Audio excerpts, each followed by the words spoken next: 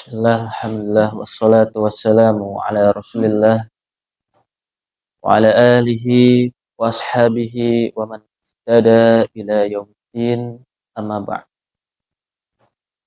Allahumma allimna ma yanfa'una wa zidna ilman ya rabbal alamin. Baik, insyaallah pada kesempatan hari ini Ana menggantikan dokter ya. Biasanya beliau yang ngisi di sini, cuman alhamdulillah beliau diberikan kesempatan untuk kembali berumrah. Jadi saya yang gantikan. Sebelumnya kenalan dulu mungkin Pak ya. Saya Muhammad Fadil Al-Farisi. Saya alhamdulillah diberikan kesempatan untuk mengisi di Masjid Jami Al-Kausar ini. Ya mungkin saya belum punya banyak jam terbang, tapi insya Allah untuk segi ilmu saya yakin saya pede lah.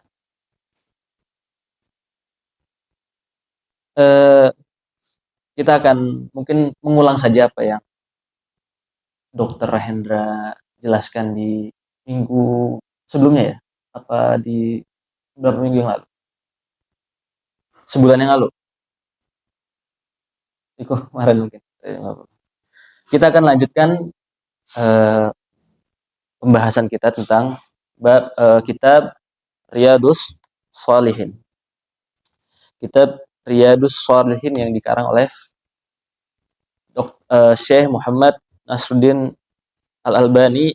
Saya menggunakan kitabnya Syekh Muhammad Nasruddin Al-Albani, tapi kitab Riyadhus Shalihin itu adalah kitabnya Imam An-Nawawi. Kitab An-Nawawi itu contohnya yang paling mungkin sering dengar ya, Arba'in An-Nawawi. Arba'in An-Nawawi itu adalah 40-an hadis, kurang lebih kalau nggak salah 42 atau 43 hadis. Arba'in An-Nawawi. Dan sekarang kita akan masuk ke dalam Riyadhus Shalihin. Riyadhus Shalihin itu berasal dari dua kata. Riyad yang berasal dari kata Rawdah atau taman. Riyad adalah bentuk jamak, bentuk yang mengacu kepada lebih dari dua.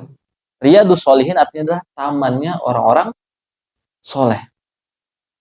Dan di dalamnya ada beberapa hadis-hadis singkat yang insya Allah akan bermanfaat bagi kita semua. Kita masuk ke bab pertama. Bab ikhlas dan menghadirkan niat dalam segala perbuatan, perkataan, dan keadaan yang baik yang nampak maupun yang tersembunyi. Kalau misalkan di bahasa Arab berarti babun ikhlas wa ihdharun niyah fi jamil a'mal wa ahwal az-zahirah wal batinah. Bab tentang bagaimana pentingnya sebuah amal dalam setiap hal yang kita lakukan.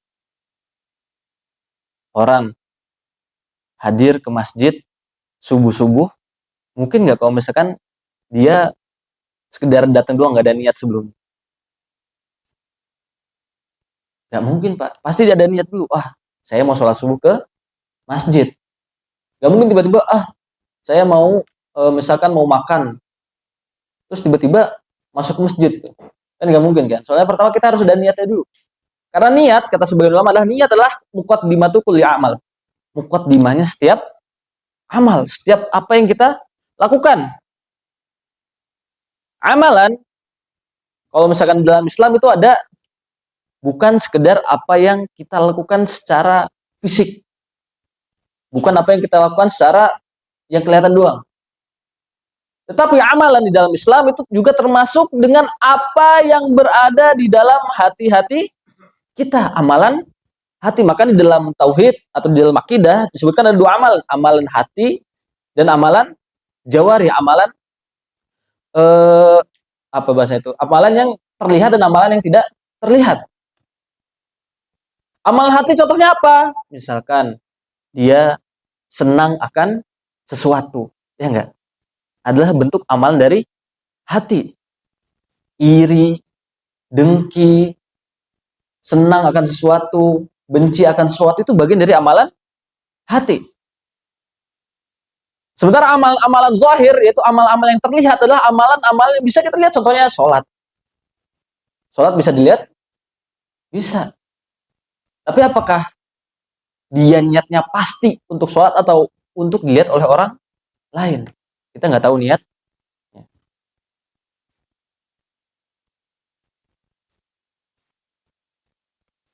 Kita masuk ke dalam hadis yang pertama. Hadis yang diriwayatkan oleh Amirul Mukminin. Itu Amirul Mukminin siapa? Umar bin Khattab radhiyallahu anhu. Khalifah kedua yang ada di dalam Islam, termasuk Khulafaur Rasyidin. Khulafaur Rasyidin di sebagian riwayat dikatakan cuma ada 4. Di riwayat walaupun tidak kuat ada 5 dengan Husain bin Ali. Cuman kita yang zahir cuma ada 4. Itu juga ikhtilaf untuk yang khalifah yang kelima. Cuman yang zahir adalah ada 4 Khulafaur Rasyidin. Kita masuk an Amirul Mukminin Abi Hafsin Umar bin Khattab radhiyallahu anhu qala Rasulullah sallallahu alaihi wasallam innamal a'malu bin niat.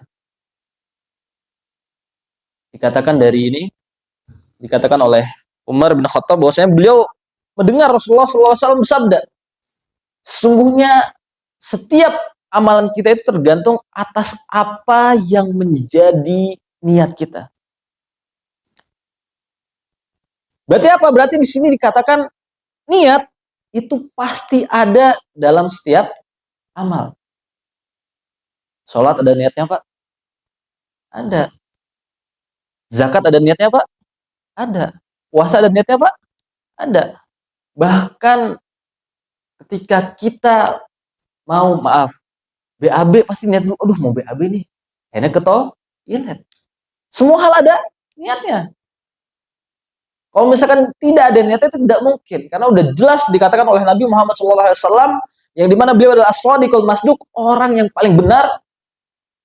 Setiap amalan pasti ada niat yang mendahuluinya.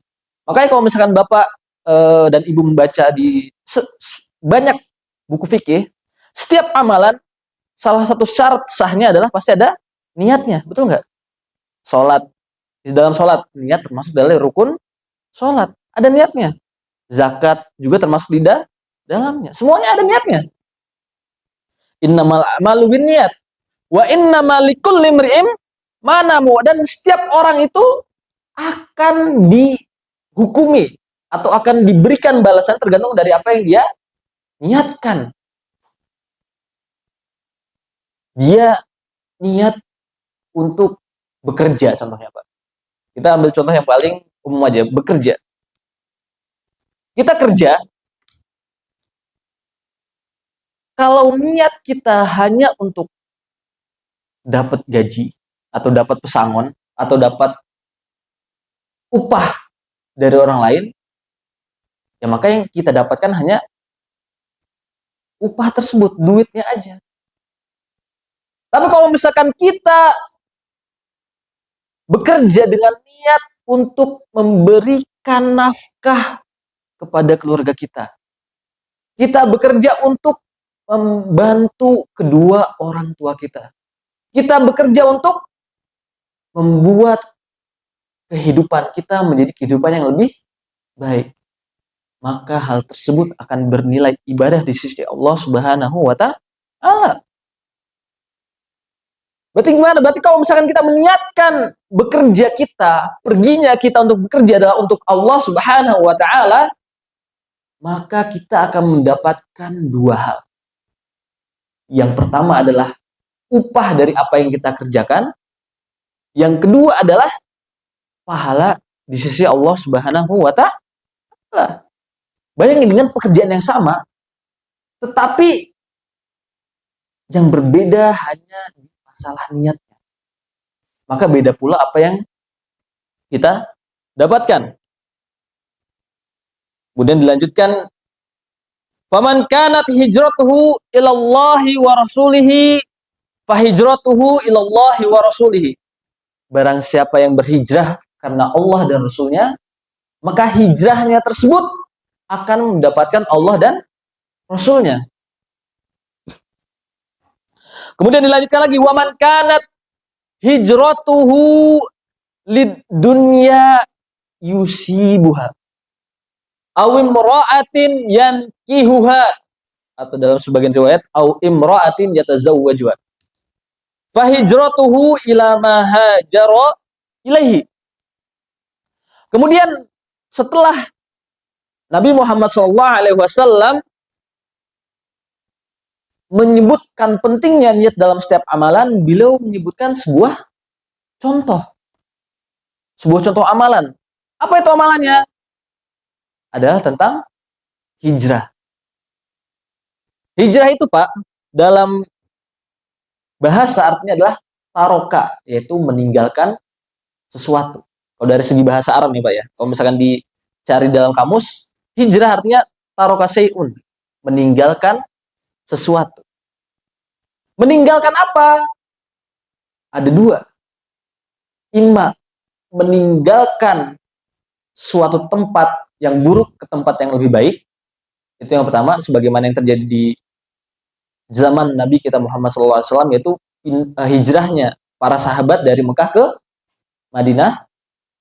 Dan yang kedua adalah hijrah bermakna meninggalkan perbuatan buruk yang pernah kita lakukan. Dan hijrah versi keduanya adalah hijrah yang masyhur ya di kalangan zaman sekarang mungkin, Pak. Hijrah yang meninggalkan perbuatan buruk yang pernah kita lakukan di zaman dahulu. Jadi hijrah, menurut hadis yang diriwayatkan oleh Umar bin Khattab, ada dua niat di dalam hijrah ini.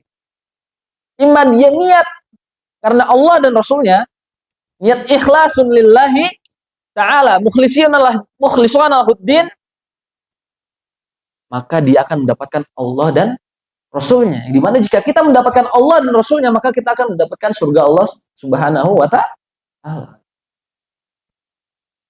Yang pertama adalah ketika dia niat hijrah, niat meninggalkan amalan-amalan buruk karena Allah Subhanahu wa ta'ala, maka dia akan mendapatkan Allah dan Rasulnya.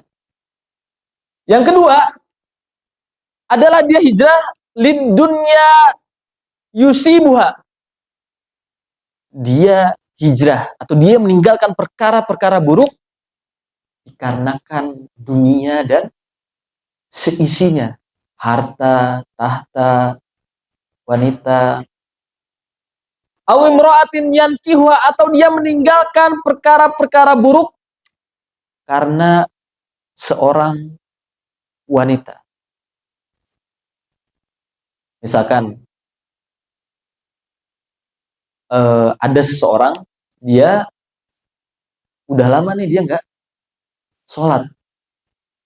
Kemudian dia karena ingin mendekati seorang wanita, kemudian dia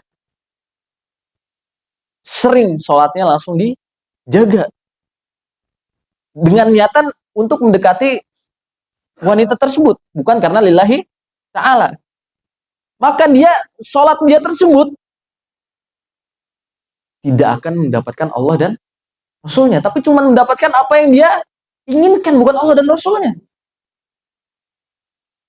Sementara jikalau dia meniatkan diri dia, meniatkan hati dia untuk melaksanakan sholat lillahi ta'ala, maka hal tersebut akan mendatangkan pahala di sisi Allah Subhanahu wa ta'ala. Dan bonusnya adalah mungkin mendapatkan wanita yang dia inginkan. Kalau kata bahasa zaman sekarang apa? Dekati penciptanya dulu baru makhluknya, betul? Kemudian Nabi kita Muhammad sallallahu alaihi wasallam mengatakan di dalam sebuah hadis bahwasanya niat itu memiliki sebuah fungsi. Fungsi itu ada. Jadi niat itu apa sih fungsinya? Fungsinya adalah litamyiz. Mungkin kalau misalkan di mustalahat fikih ada namanya mumayyiz, yaitu orang yang bisa membedakan antara A dan B, hal yang baik dan yang buruk, namanya mumayyiz. untuk orang yang balik di istilah fikih. Litamyiz artinya adalah untuk bisa membeda-bedakan antara suatu hal dan hal yang lain.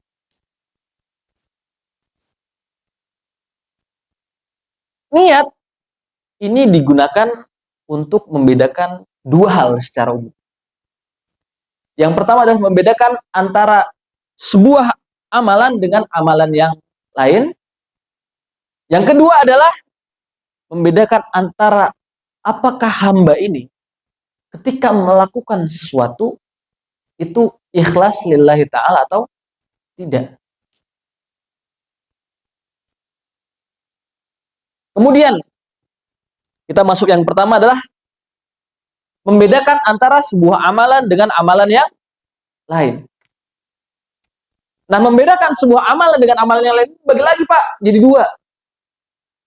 Imma dia membedakan sebuah amalan dengan adat. Yang kedua adalah membedakan antara sebuah amal soleh dengan amal soleh yang lain. Contohnya gimana Pak? Contohnya misalkan kita mandi. Ini pembeda antara amal dengan amal dan adat ya contohnya. Misalkan mandi.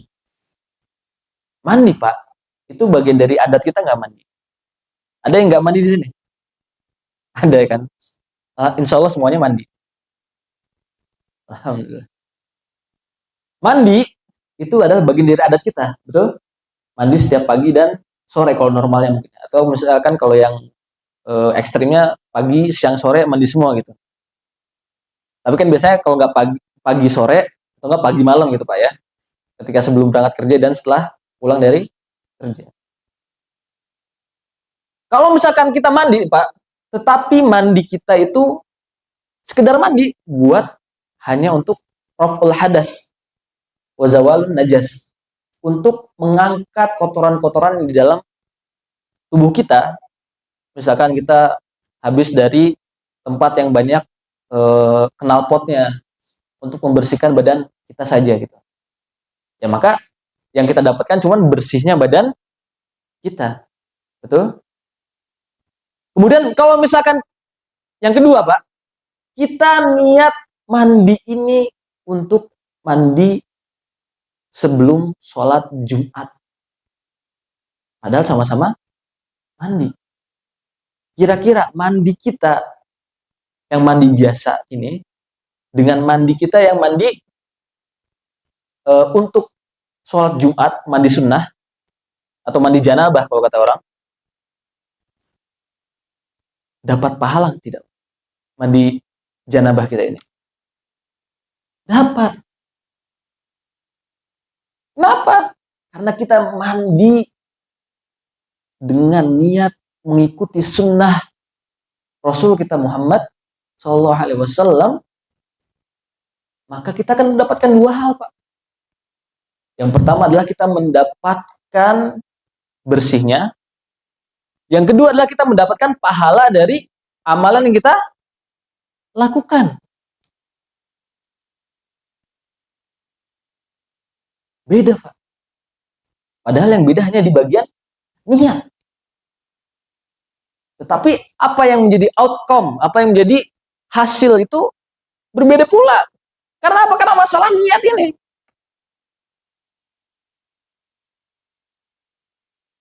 Luar biasanya sebuah niat. Bahkan sebagian ulama mengatakan rubba amalin kabirin tusaggiruhu an-niyah wa rubba amalin kabirin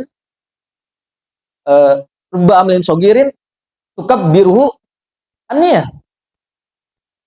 Kata sebagian ulama mengatakan bahwasanya berapa banyak amalan-amalan yang nilainya tinggi di sisi Allah Subhanahu wa taala tetapi menjadi kecil hasilnya di hadapan Allah Subhanahu wa taala karena niat ini. Dan berapa banyak amalan-amalan kecil yang bernilai besar di sisi Allah Subhanahu wa taala. Karena apa? Karena faktor niat ini, faktor apa yang menjadi dalam hati kita, niat.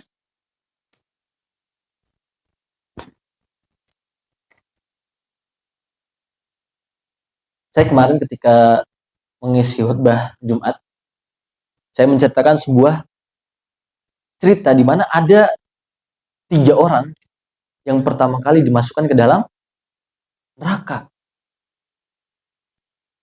Yang pertama adalah seorang qori, Pak, seorang alim, ulama, ustadz, doktor mungkin, Pak. Yang dimana qori ini dia memiliki segala ilmu agama itu ada di dia. Kemudian si qori ini dihadapkan kepada Allah Subhanahu wa taala di hari kiamat.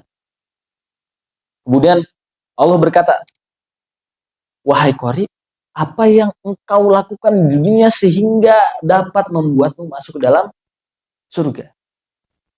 Si alim ini menjawab, "Aku di dunia ya Allah, aku mengajarkan umatmu tentang agama, mengajarkan umatmu bagaimana membaca Al-Quran yang baik dan benar. Dan aku tidak bukan mengharapkan ridho darimu ya Allah. Ya Allah." Kemudian apa kata Allah Subhanahu wa taala? "Kamu bohong, kadzabta, dusta kamu." Kenapa? Dikarenakan engkau dulu di dunia bukan mengharapkan ridho dariku. Tetapi yang engkau harapkan adalah pujian dari manusia.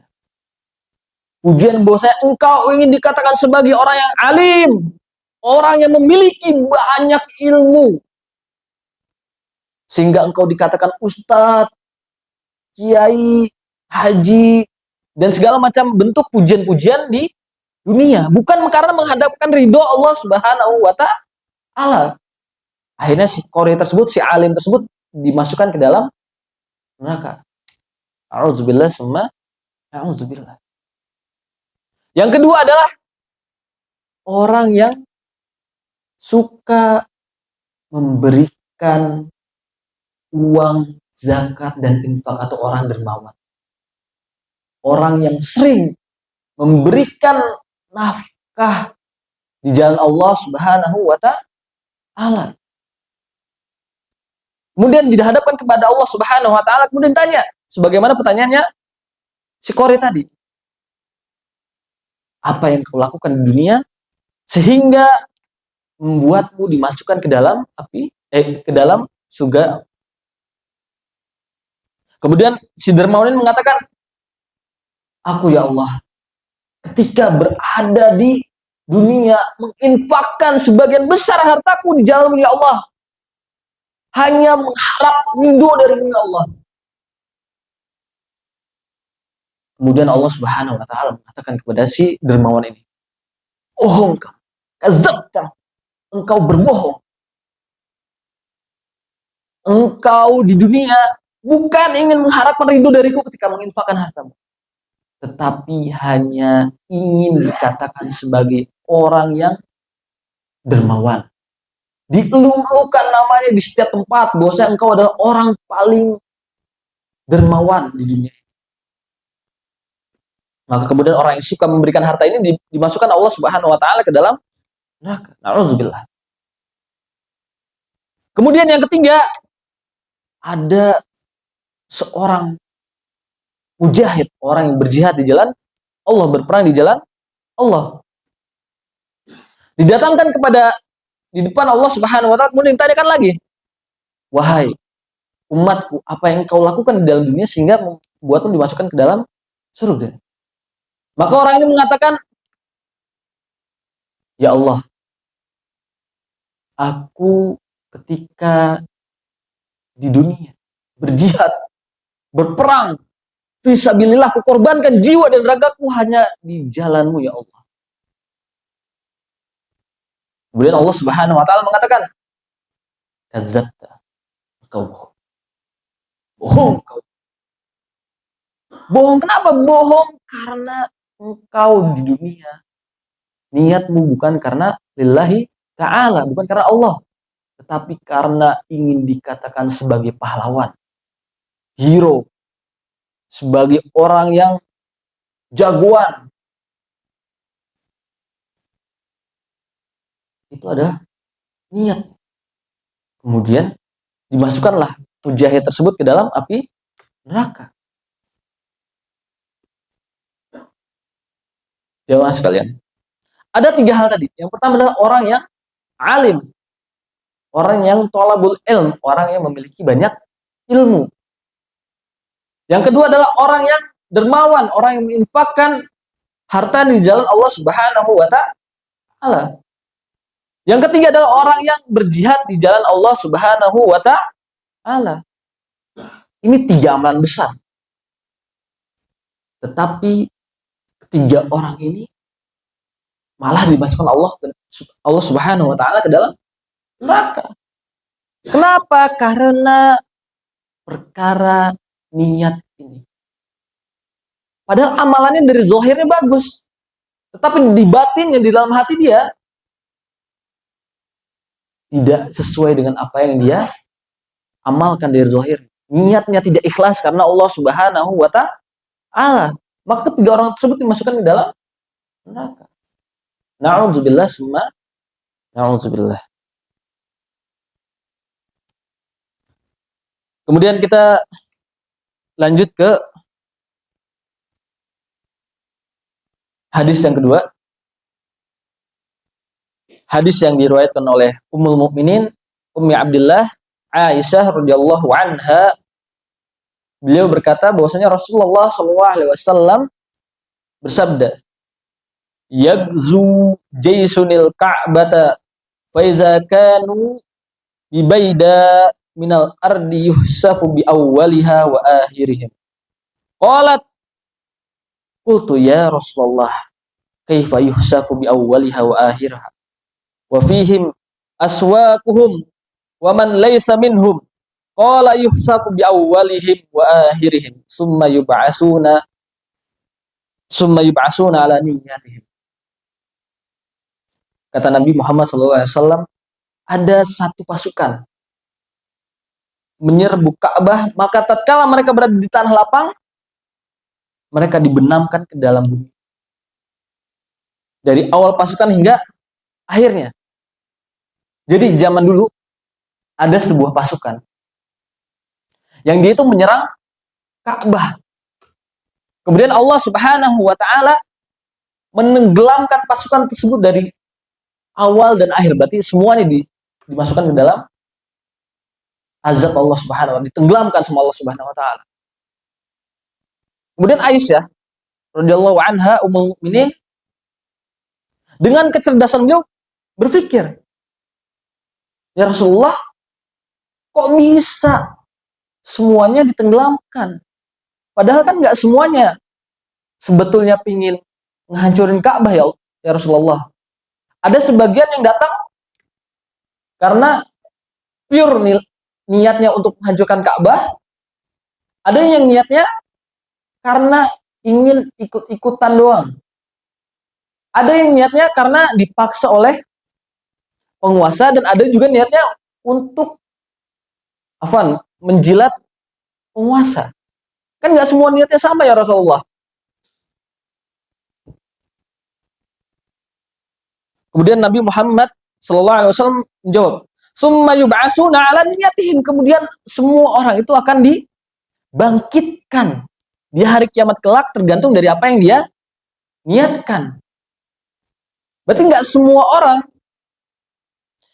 yang ketika berperang itu mendapatkan sebagaimana orang yang lain dapatkan. Bisa jadi niatnya karena dipaksa, bisa jadi niatnya karena emang benar-benar ingin menghancurkan Ka'bah, atau bisa juga niatnya karena dia ingin menyenangkan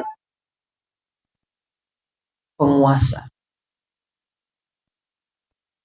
Niatnya beda-beda. Kemudian kata Nabi Muhammad SAW, semuanya akan dibangkitkan tergantung apa yang mereka niatkan. Berarti apa? Berarti poinnya adalah semua orang itu mendapatkan hasil tergantung dari apa yang dia niatkan. Misalkan kita sholat hal yang sering kita lakukan 5 waktu sehari, normal ya. Kita sholat misalkan sholat biasa, tetapi niat kita lillahi ta'ala, maka tidak akan jadi masalah. Tetapi kalau misalkan kita sholat di masjid karena pingin dipuji, oh Masya Allah ini orang alim, ustadz, kiai, haji, hanya ingin dipuji oleh manusia, maka bisa jadi sholat dia tidak diterima, dan itu termasuk ke dalam riya. Yang benar riya tersebut termasuk dalam syirik kecil. Syirik kecil jika dilakukan berulang-ulang maka akan menjadi syirik besar, dan syirik besar itu membatalkan keimanan. Jadi orang yang melakukan syirik itu bisa jadi masuk dalam neraka. Innallaha la yaghfiru ayyushraka bihi syai'un wa yaghfiru ma duna dzalika liman yasha. Allah itu mengampuni seluruh dosa. Tapi Allah Subhanahu wa taala tidak mengampuni dosa syirikan. Nauzubillah summa nauzubillah. Jemaah hadirin kajian subuh yang selalu dirahmati Allah Subhanahu wa taala. Begitulah pentingnya apa yang menjadi niat kita, apa yang berada di dalam hati kita. Kalau misalkan niatnya baik, maka insya Allah outcome-nya, apa yang kita dapatkan juga baik. Kalau misalkan niatnya buruk, jahat, bisa jadi menghantarkan orang tersebut ke dalam ketidakbaikan.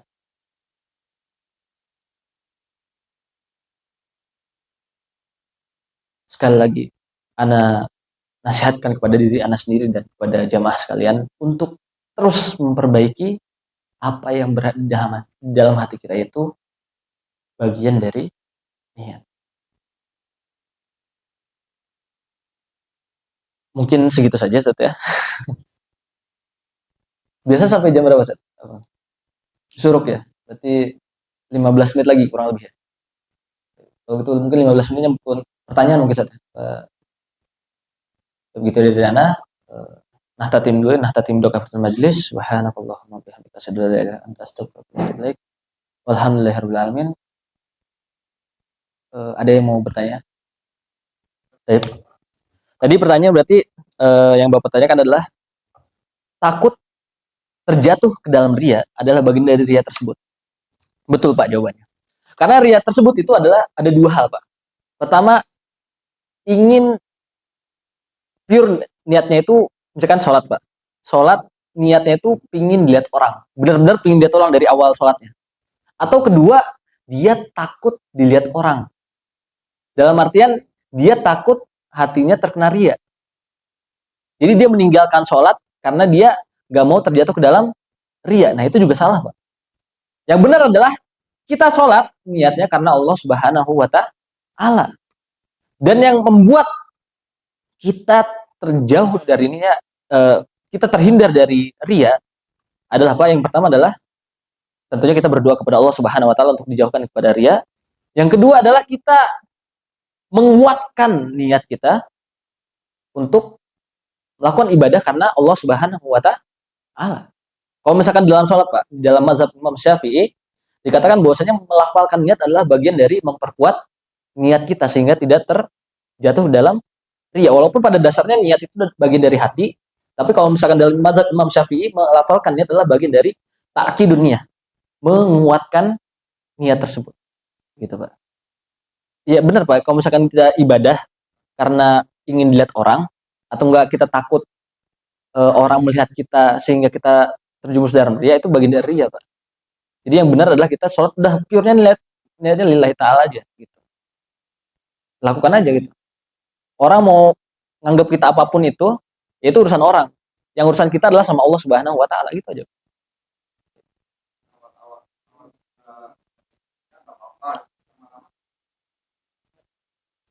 Iya betul, karena ada dalam sebuah kalau nggak salah ada di kitab Fiqhul Manhaji lima mazhab Imam Syafi'i karya Dr. Mustafa Bugo dan Mustafa Khan.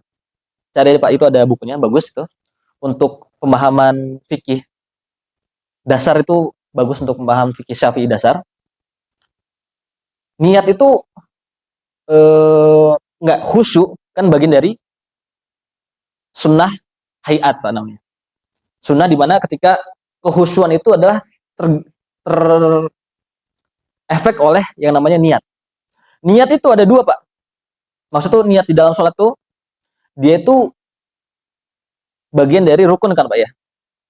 Nah niat itu dia misalkan sholat Pak, kita sholat, terus tiba-tiba datang orang, ya nggak Pak?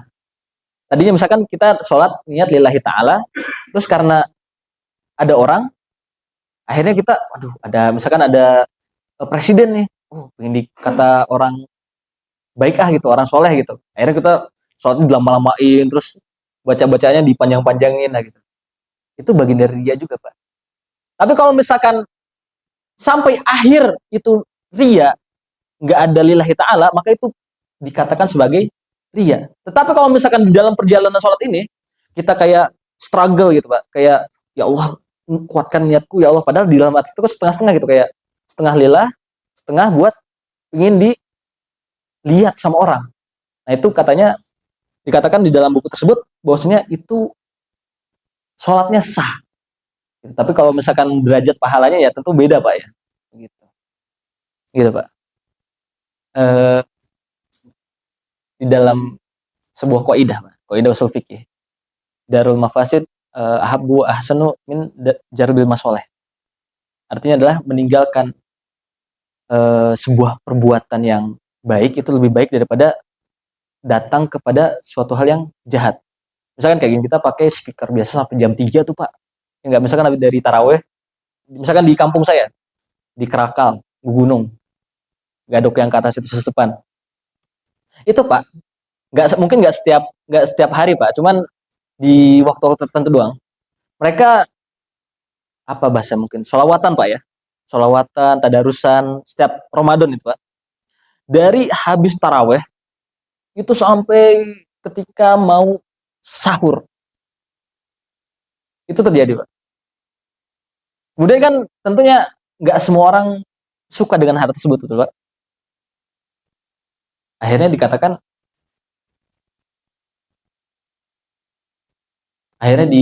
bahwasanya hal tersebut baik kita taraweh, tadarusan, tetapi lebih baik lagi kalau misalkan engkau mendatangkan kenyamanan bagi sama muslim. Oke, kita katakan tadarusan baik Pak, tadarusan baik Pak. Kita baca Quran baik, kita sholawatan baik juga. Tetapi yang lebih baik adalah ketika kita menghadirkan ketenangan bagi saudara kita sama muslim. Gitu. Lebih baiknya gitu. Itu kalau misalkan di Saudi Pak, mereka lebih baik mengamalkan suatu hal untuk diri mereka sendiri daripada mereka harus memakai speaker hingga mengganggu orang lain. Itu bukan termasuk ria Pak. Kalau ria itu adalah ingin didengarkan. Tapi kalau misalkan ria, kalau misalkan itu termasuk bagian dari apa bahasa mengganggu, tapi bukan ria. Ria itu adalah ketika kita beribadah tapi kita menginginkan pujian dari orang lain. Kalau misalkan kita tidak tahu Pak, kalau misalkan ada yang namanya ria, maka itu tidak mengapa Pak. Karena dalam sebuah hadis dikatakan rufi al-qalam man salasa, diangkatnya pulpen catatan amal itu dari 3. Yang salah satunya adalah dari ketidaktahuan sampai kita tahu. Jadi insya Allah masih diterima. Jadi pertanyaan adalah bagaimana cara kita untuk memperkuat niat kita tentunya supaya ikhlas. Yang pertama yang jelas dikatakan adalah tentunya kita harus berdoa kepada Allah Subhanahu wa taala sehingga kita dikuatkan dalam segala apa yang kita lakukan. Selanjutnya, mungkin kalau untuk anak pribadi Pak, kan semua orang mungkin beda-beda.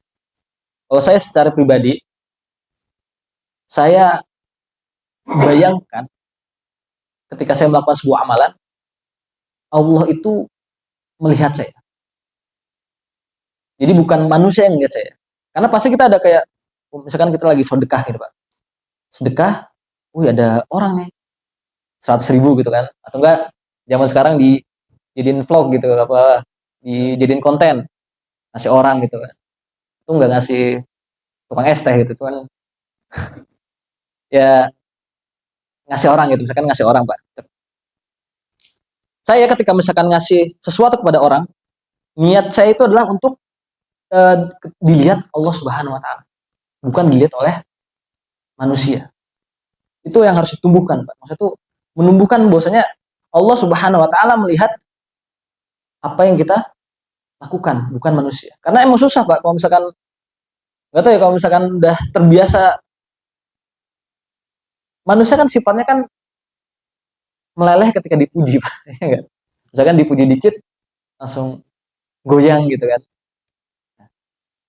Begitu pula sebagian besar manusia. Oleh karena itu, jikalau kita ingin menguatkan niat kita, yang pertama tentu saja berdoa kepada Allah Subhanahu Wa Taala. Yang kedua adalah membayangkan bahwasanya Allah Subhanahu Wa Taala selalu hadir dari apa yang kita lakukan, sehingga memperkuat niat kita, mengikhlaskan niat kita kepada Allah Subhanahu Wa Taala. Gitu.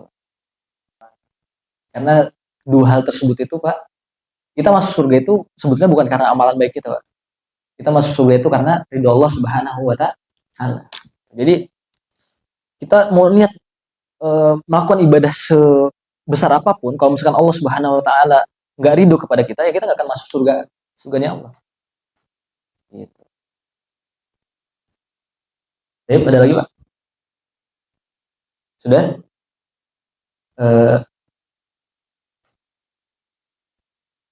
Kita tutup pengajian subuh kali ini Pak dengan membaca doa kafaratul majlis. Subhanakallahumma bihamdika asyhadu an la ilaha illa anta astaghfiruka wa atubu ilaik. Alhamdulillahirabbil alamin. Afwan atas segala kesalahan, semuanya datang dari ana. Assalamualaikum warahmatullahi wabarakatuh.